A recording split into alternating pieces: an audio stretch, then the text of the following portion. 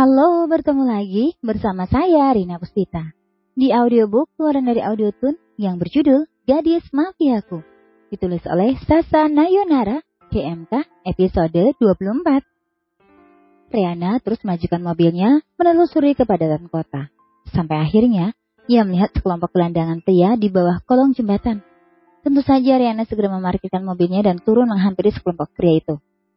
Sekelompok pria itu takjub akan mobil milik Riana, tapi ketakjuban mereka tidak sampai itu saja. Ketika melihat Riana keluar dari mobilnya, membuat sekelompok pria itu kembali takjub akan kecantikannya. Hei, siapa gadis itu? Sepertinya berjalan menghampiri kita. Entahlah, aku juga tidak tahu. Ya itu benar, dia menghampiri kita. Ucap pria lain melihat Riana yang semakin mendekat. Para pria itu berhenti berbicara hingga Riana tepat berada di hadapan mereka. Gadis kecil, sepertinya kamu salah tempat. Aku tidak salah tempat, jawab Riana dengan dingin, membuat atmosfer di sekitar mereka berubah menjadi mencekam. Kenapa tiba-tiba dingin? Padahal cuaca di sini sangat terik. Lantas, jika tidak salah tempat, kau mau apa kesini ya gadis kecil? Ingin membawa kalian. Membawa kemana? Ke rumahku. Mengapa ingin membawa kami?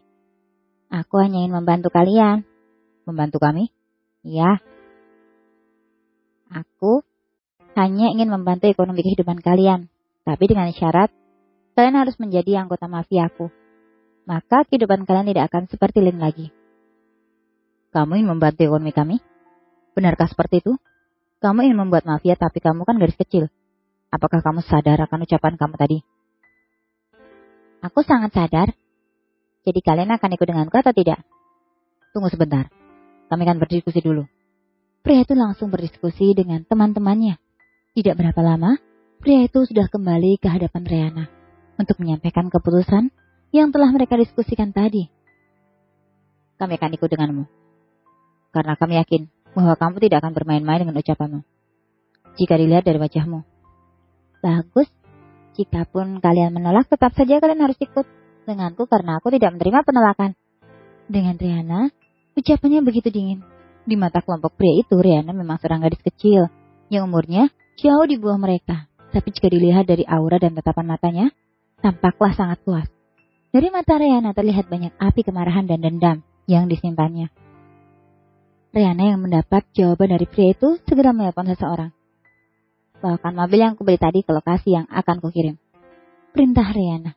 Baik, Nona. Jawab seseorang di telepon. Tanpa sepengetahuan Rian dalam perjalanan, Riana memesan mobil-mobil khusus untuk membawa anggota-anggota yang akan ia rekrut. Selama menunggu kedatangan mobil-mobil tadi, Riana sibuk mengotak-atik ponselnya. Entahlah apa yang sedang ia kerjakan di benak pipih itu. 15 menit kemudian, mobil-mobil yang dipesan Riana sudah datang secara beriringan. Mobil yang berjumlah 10 itu berwarna hitam pekat dan ukuran mobilnya sedang. Nona, ini semua mobil yang Anda beli tadi. Ucap salah satu sopir yang membawa mobil tadi. Pergilah. Perintah Riana. Semua sopir yang membawa mobil itu pergi setelah mendapatkan perintah Riana. Sedangkan sekelompok pria tadi terkejut akan banyaknya mobil yang dibeli Riana yang berjumlah 10 buah.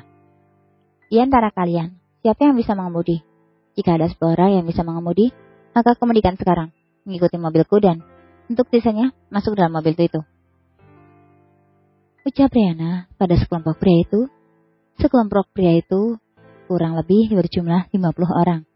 Jadi kemungkinan besar, pasti ada beberapa yang bisa mengemudikan. Kami bisa, Nona.